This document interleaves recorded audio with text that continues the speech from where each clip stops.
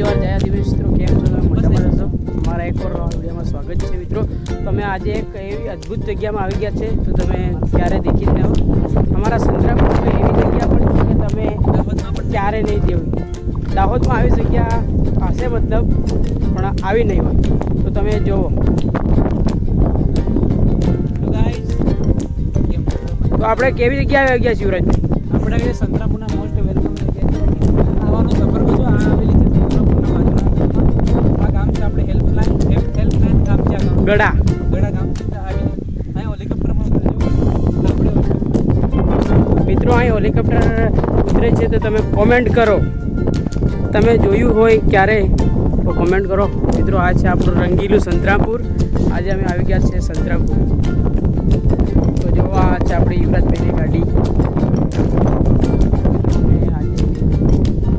અદ્ભુત જગ્યા એટલે તમે વિચાર્યું મિત્રો. તો મિત્રો આ છે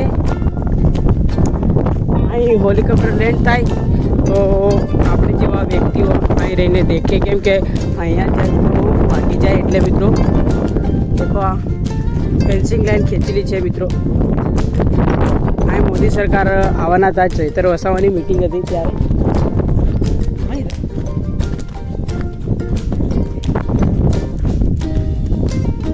તો હું તમને એવું આગળનું લોકેશન બતાવું. માટીથી દિવાલ બનાવેલી છે મિત્રો. આ સિમેન્ટ છે. તો મિત્રો આપણા સંતરામપુરમાં એવા એ કડિયા છે કે માટી વગર દિવાલ ચણે. આ કેવી જગ્યા છે તમે કોમેન્ટ કરો મિત્રો. આપણું સંતરામપુર તમને દેખાય છે? થોડું ઝૂમિંગ કરો.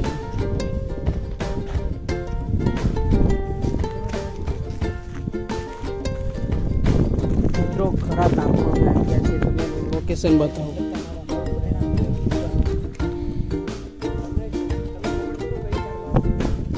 મિત્રો તમે દેખો અમે કયા ગામમાં આવી ગયા છે. હા, અહીંથી આપણું મોટી ગડી છે 41 કિલોમીટર. 41 કઈ